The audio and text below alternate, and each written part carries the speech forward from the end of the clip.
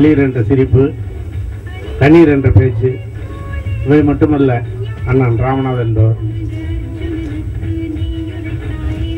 ஒரு காரியத்தை நினைப்பது, செயல்படுத்துவது, வெற்றி அடைவது, இதுதான் அண்ணன் ராமநாதன் அவர்கள். அண்ணன் அபிராம ராமநாதன் அவர்கள் திரையுலகில் பற்பல சாதனைகளை திரையுலகிலும் செய்து கொண்டிருக்கிறார்கள்.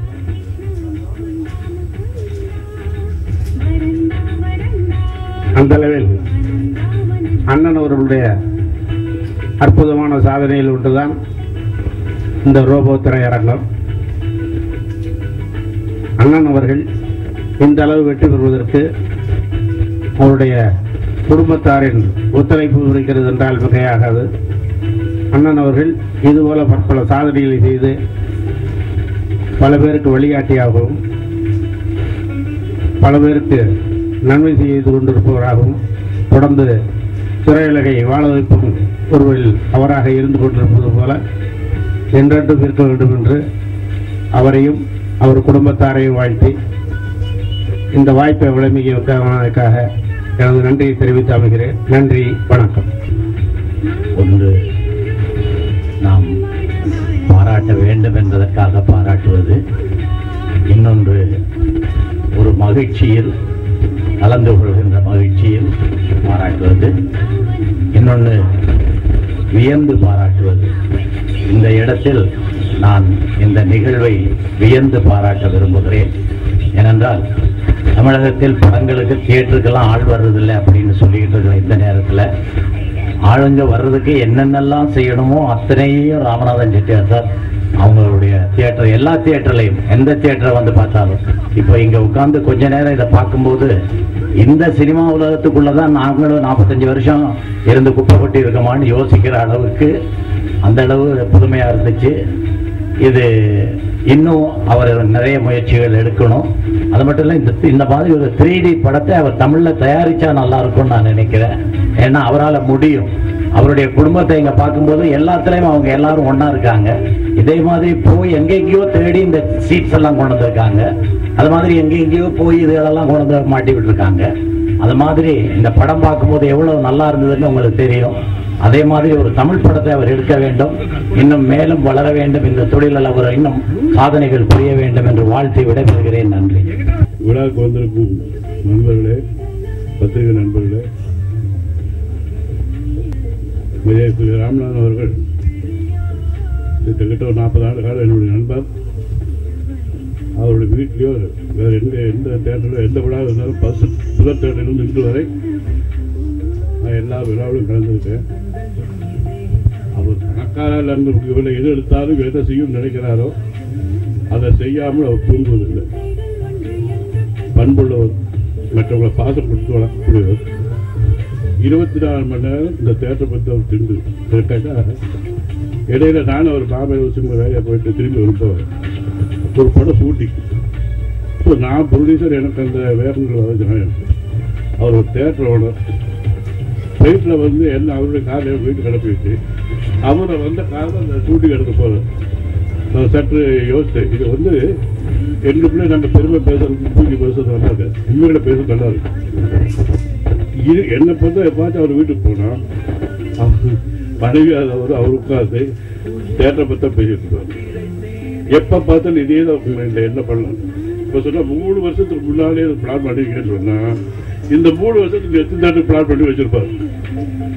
அது அவருடைய எல்லா வெற்றி அடையும், அது எல்லாம் சந்தேகம் இல்லை, வெற்றி அடையணும், அதில் எந்த அளவு சந்தேகம் இல்லை என்று சொல்லி வாழ்த்தி வருவதற்கு நன்றி. வணக்கம். மேடையில் வைத்திருக்கும் பெரியவர்களே, அதில் விடுதலை தவிர மற்றவங்க எல்லாரும் எனக்கு அண்ணன் தான் நினைக்கிறேன். இல்லையா? கஸ்தூர் ராஜா ரொம்ப தீவிரமா இல்லைங்கிறாரு. 60 கொண்டாடலைங்கிறக்க 60 வரலைன்னு எப்படி சொல்ல முடியும்? ஏங்க வந்திருக்கும் என் இனிய நண்பர்களே, பத்திரிகை நண்பர்களே, டெலிவிஷன் நண்பர்களே, உங்கள் அனைவருக்கும் என் முதற்கண் வணக்கம். 3 நாள் முன்னாடி தான் முடிவெடுத்த இன்னைக்கு திறக்கிறது. ஏன்னா 3 நாள் முன்னாடி வரைக்கும் எங்களால் முடிப்போமா இல்லையாங்கிறது தெரியல எங்களுக்கு. ஆனா இந்த ஞாயிற்றுக்கிழமை திறந்துடும் நல்ல நாளா இருக்கு அப்படின்னு முடிவு எடுத்து இன்னைக்கு எவ்வளவு முயற்சி செய்து இன்னைக்கு திறந்துட்டோம். இதெல்லாம் யோசிச்சு பார்த்தா என்னுடைய பல நாள் கனவு இன்றுடன் பூர்த்தியாகிறது. 1984 அப்ப திரையரங்குகள்லாம் ரொம்ப மோசமாய்க்கு போயிருந்த ஒரு காலம். அப்பதான் முதல்ல இந்த திருட்டு விசிடி ஆரம்பிச்சு. விசிடியில திருட்டு டேப், அதான் வீடியோ திருட்டு விசிடியில விஹெச்எஸ் முதல்ல தான் வந்தது. அதாவது இந்த நம்ம ஏசியன் கேம்ஸ் அதுக்கு வந்ததுக்காக நன்றி ராஜீவ் காந்திக்கு அவர் முதல்ல இறக்குமதி பண்ணிட்டாரு. கூடவே நம்ம இந்த டெக்னாலஜியும் வந்துருச்சு. அப்ப ரொம்ப பயந்தேன், இது எப்படி நம்மளால இருக்க முடியுமா இல்லையான்னு. ஆனா இந்த தொழில அது நன்மைன்னு சொல்லலாம், இல்ல சாபக்கேடுன்னு சொல்லலாம், இது எதை வேணா சொல்லலாம். நான் படிச்சது என்னமோ இன்ஜினியர் தான். ஆனா இந்த தொழிலுக்கு வந்த எவனாலையும் இந்த தொழிலை விட்டு வெளியில போகவே முடியாது. அதே மாதிரி தான் நானும் இந்த தொழில் இருந்தே தான் ஆகணும். சரி என்ன பண்ணலாம்? வெளிநாட்டுல என்ன பண்ணாங்க, மலேசியால என்ன பண்ணாங்க? மலேசியால இந்த மாதிரி தான் பழைய தியேட்டர் எல்லாம் மாலா கன்வெர்ட் பண்ணி அத பொதுமக்களை, அதாவது சினிமாங்கிறது இல்லாம சினிமா இஸ் an experience கொண்டாந்தான் இதை. ஏன்னா இந்த தொழில் இருக்கு பாருங்க, நான் பல மேடைகள் சொன்னது உண்டு, மனுஷனுடைய கவலையை மறக்க செய்வது கலை தான். அந்த வாவை எடுத்துட்டா கவலையில வாவை எடுத்தா கலை வரும். இந்த கலை தான் அந்த கவலையை மறக்க செய்கிறது. இதை விட்டு என்னால போக முடியல. இது எப்படி இதுல இருக்கிறது? அதாவது போட்டிக்கு இவ்வளவு இருக்கும் பொழுது எப்படி இருக்கிறது யோசிச்சு பார்க்கும் பொழுது ஏதாவது புதுமையா பண்ணி கொண்டே இருந்தால் மக்களை திருப்பவும் உள்ளே கொண்டு வரலாம். அதுக்காகத்தான் ஒவ்வொன்றா யோசிச்சு ஒவ்வொரு தியேட்டரா பண்ணோம். இன்னைக்கு இதையும் பண்ணோம். இன்னைக்கு நீங்க பாத்தீங்கன்னா இந்த குவாலிட்டி ஆஃப் த ப்ரொஜெக்ஷன் இருக்கு பாருங்க, அதுக்கு மெயின் ரீசன் இந்த ஸ்கிரீன். இந்த ஸ்கிரீன் வந்து அமெரிக்காவில் இதுக்காக தயார் பண்ணி கொண்டாந்து இந்த சைஸுக்கு அங்க அதை மடிக்க கூட கூடாது, ரோல்ல பண்ணி அனுப்புறோம் அப்படியே கப்பல்ல. இந்த சைஸுக்கு மடிச்சா அந்த கோடு விழுந்துடும். அதனால நீங்க இந்த 3D பார்க்கும்போது அந்த எஃபெக்ட் வருது பாருங்க, அது ஒண்ணு, ப்ரொஜெக்ஷன் சிஸ்டம் ஒண்ணு, இந்த ரியல் இமேஜினுடைய டெக்னாலஜி ஒண்ணு, இதெல்லாம் சேர்த்து பார்க்கணும் இது கிடைக்கிறது. இது பொதுமக்களை திருப்பி நம்ம உள்ள கொண்டாடணுங்கிறது. யுவனான் சார் சொன்னாங்க நான் படம் எடுக்கணும்னு. ஒரு 3D படத்தை ஆரம்பிச்சு பாதியில விட்ட வேணாம். சுஜாதா தான் எனக்கு கதை எழுதினாரு. கிட்டத்தட்ட இந்த எந்திரன் மாதிரி சப்ஜெக்ட் எடுத்து 2000 அடி எடுத்து அப்புறம் விட்டுட்டோம். பயம் வந்துருச்சு, ஓடுமா இல்லையான்னு. குட்டிச்சாத்தானுக்கு முன்னாடி ட்ரை பண்ணது பயம் வந்து டோட்டலா விட்டுட்டோம். சுஜாதா வந்து தைரியம் கொடுத்தாரு எனக்கு, நீங்க எடுங்க. அவர் பாட்டு சொல்லிட்டு போறாரு, பணம் போடுறது நான் இல்ல. ரொம்ப பயமா இருந்து விட்டுறேன். ஏன்னா இந்த டெக்னாலஜி எப்படி ஒவ்வொரு தியேட்டருக்கும் போய் பெயிண்ட் அடிச்சு ஸ்கிரீன் கொண்டு வந்து லென்ஸை மாட்டி பண்ண முடியுமாங்கிற பயத்துல அதை விட்டேன். அதனால இப்ப இருக்க டெக்னாலஜிக்கு வர தைரியம் இருக்கு. நீங்க எல்லாம் கூட இருக்கீங்க எப்பவுமே. என்னுடைய உடன்பரா இங்க இருக்க ஒவ்வொருத்தருடைய வாழ்க்கையில சம்பந்தப்பட்டவங்க, அவங்களை மட்டும் தான் நான் கூப்பிட்டுருக்கேன். இது பேச்சுக்காரர் ஒவ்வொரு மேடையில் இருக்க ஒவ்வொருத்தரும் என் வாழ்க்கையில் சம்பந்தப்பட்டவங்க. இந்த விடுதலை, இந்த கஸ்தூரி ராஜா, இந்த குகநாதன், ராமநாராயணன் சொல்லவே வேண்டாம். இவரை பார்த்து தான் நான் சின்ன படங்கள்லாம் எடுக்க ஆரம்பிச்சேன். அது என்னன்னாங்க, பெரிய படம், அதாவது ரேஸுக்கு போறீங்க, ஜெயிக்கிற குதிரையில 10 ரூபா கட்டுங்க, 10 ரூபா 50 பைசா கிடைக்கும். ஜெயிச்சதுன்னா 10 ரூபா போச்சு. ஜெயிக்காத குதிரையில 10 ரூபா கட்டுங்க, ஜெயிச்சதுன்னா 10 ரூபாய்க்கு 10,000 ரூபாய் கிடைக்கும். அதான் ராமநாராயணோட டெக்னிக். அதைத்தான் நான் ஃபாலோ பண்ண ஆரம்பிச்சேன். சின்ன படமா எடுப்போம், ஒரு படம் சக்சஸ் ஆச்சுன்னா அதை வச்சு நான் 10 படத்துக்கு காலத்தை ஓட்டிடலாம். இதுவரைக்கும் 3 படம் எடுத்துட்டேன். அந்த சக்சஸ் தான் எனக்கு கண்டுபிடிக்க முடியல. அது எப்படிங்கிற வித்தை அவரும் சொல்லித்தர மாட்டேங்கிறாரு. அதனால கண்டிப்பாக படமும் எடுப்போம், பல யுக்தி. ஏன்னா என் குடும்பத்தினுடைய ஃபுல் சப்போர்ட் எனக்கு இருக்கு. பொதுவாக எது செஞ்சாலும் இது ஏன் பண்றீங்க, இது நட்டம் வரும்னு எல்லாரும் சொல்லுவாங்க. வீட்டில் சொல்லுவாங்க, பயமுறுத்த. வீட்டில் சொன்னாங்க பயப்படுவாங்க, ரொம்ப பேர் இருக்கான். வீட்லயே என்கரேஜ் பண்ணி, இப்போ இந்த தியேட்டருக்கு நான் இவ்வளவு செலவு பண்றதுக்கு அவங்க எல்லாரும் எனக்கு சப்போர்ட் பண்ணலன்னு நான் பண்ணிருக்க முடியாது. இதனுடைய ரெவன்யூ வருமா இல்லையாங்கிறது இட்ஸ் a passion.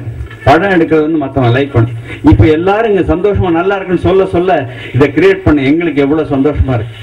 அதுக்காகத்தான், அதாவது சினிமாவை இவ்வளவு துல்லியமா இவ்வளவு அழகா காமிக்க முடியுமா, காமிக்க வேணுங்கிறதுக்காகத்தான். பொதுமக்கள் இது விரும்பி வரணும்.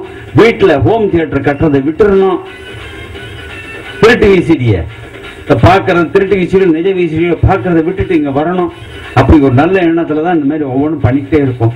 அதுக்கு இவ்வளவு பேர் நீங்க உறுதுணையா இருக்கீங்க, மேடையில் இருக்கும் அவ்வளவு பேர் உறுதுணையா இருக்காங்க. இவங்களெல்லாம் எப்படி நன்றி சொல்றதுன்னே தெரியல.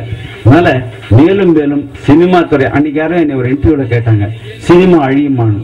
அழியவே அழியாது. மனுஷன் இருக்க வரைக்கும் சினிமா இருக்கும். ஏன் டெலிவிஷன் உங்களுக்கு போட்டியா இருக்குன்னு கேட்டாங்க. இவ்வளவு டெலிவிஷன் இருக்கு, அவங்கள வச்சுக்கினே தான் சொல்றேன். டெலிவிஷன்ல 60% சாஃப்ட்வேர் எங்கள் தான், 90% கணக்கு ப்ரொடியூசர்ஸுக்கு பெட்டரா தெரியும், நிறைய படம் எடுத்தவங்களுக்கு. ஆனா ஒண்ணு, இப்ப டெலிவிஷன் இல்லாம எங்க படம் ஓடலைங்கிற அளவுக்கு வந்துடும். அதாவது நீ இல்லாம நான் இல்லை, நான் இல்லாம நீ இல்லைங்கிற மாதிரி. அவங்க மூலமா நாங்க விளம்பரம் பண்ணா வீட்டுக்குள்ளேயே போகுது. வீட்டுக்குள்ள போய் அவன் விருப்பப்படுறானோ இல்லையா அவனை பார்க்க வச்சிடறோம். அதனால தியேட்டருக்கு வர வைக்கு. அந்த மாதிரி இது என்ன போட்டி இருந்தாலும் சினிமா அழியவே அழியாது, வளர்ந்து கொண்டே இருக்கும், வளர செய்வோம். அமெரிக்காவிலும் நாங்கள் அழிய போறோம், அழியவே மாட்டோம். அதனால இவ்வளவு ஊடகங்கள்லாம் இருக்கீங்க, உங்க எல்லாருக்கும் வந்த அனைவருக்கும் நன்றி சொல்ற. மேடைகளுக்கும் அனைத்து தலைவர்களுக்கும் கருத்தராஜா மற்றவர்களுக்கும் அவர்களுக்கும் சிவலிங்கம் பிராமணா அவர்களுக்கும் பரிகற்பன் அவர்களுக்கும் அவர் கேஜி அவர்களுக்கும் தொழிற்சாலை தயாரிப்பாளர் சங்க ராமநாதன் அவர்களுக்கும் உச்சித்தலைவர் குமார் அவர்களுக்கும் அவர்களுக்கும் என்னுடைய நன்றியை தெரிவித்து, ஏன்னா நன்றின்னு சொல்றது காரணம், அப்புறம் எந்த விழா நடந்தாலும் எந்த விழா இல்லை, ஒவ்வொரு சினிமாவிலையும் ஒரு புதுமையை முதல்ல செஞ்சது நம்ம ராமநாதன் அவர்கள் தான். டிக்கெட் வந்து வீடு தேடி கொண்டு வந்து கொடுக்கறதுக்கு ஒரு திட்டத்தை ஆரம்பிச்சு வச்சாங்க. அதுக்கப்புறம் அதை இங்கேயே காசு கொடுத்து ஏதோ அங்கேயே வாங்கிக்கலான்னு ஒன்று ஆரம்பிச்சு வச்சாங்க.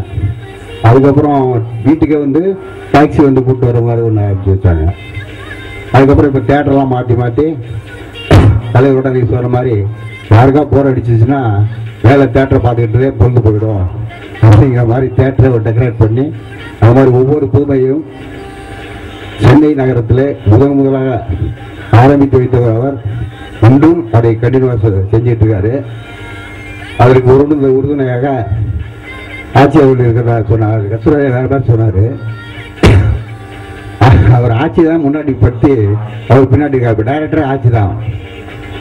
அதனால் எல்லாருக்கும் ஒரு ஆணுக்கு பெண் ஒரு பெண் இருப்பார்கள் என்று சொல்லுவார்கள். ஆனால் இவர் அவங்க முன்னிலைப்படுத்தி இவர் பின்னாடி இருந்து எல்லாத்தையும் செஞ்சுட்டு இருக்காரு. அவருக்கு உறுதுணையாக அவருடைய மகள், மருமகன், மகன், மருமகள் எல்லாரும் இருக்காங்க.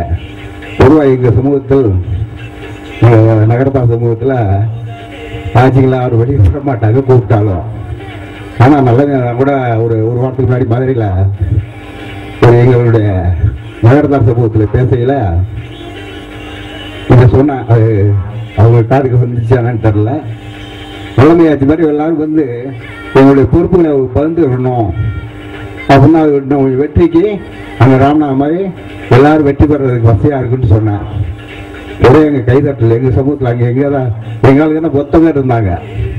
அந்த மாதிரி அவங்க எதை எடுத்தாலும் 24 மணி நேரமும் தேட்டரை பற்றியோ இந்த மாலை பற்றியோ சிந்திச்சு ஒவ்வொரு புதுமையும் பண்ணி எங்கள் சினிமாவுக்கு துறைத்துறைக்கு ஒரு வழியாட்டியாக இருக்கிறார்கள். ஒரு காலத்தில் செட்டியாரை பார்த்து எங்கள் பக்க பகுதியிலிருந்து நிறைய பேர் சினிமாவுக்கு வந்தார்கள். இப்போ நான் அபிராமி ராமநாதன் அவர்களை பார்த்து நிறைய பேர் திரையரங்குகளை இந்த மாதிரி கட்டி இந்த மாதிரி சின்னமாடி, ஏன்னா எங்க தொழில் வர்த்தகம் வேறு மாதிரி போய் கொண்டிருந்ததனால் இப்போது மாற்றி திரையரங்கு வர ஆரம்பித்திருக்கிறார்கள். அதற்கான அபிராமி ராமநாதன் அவர்கள் காரணம்.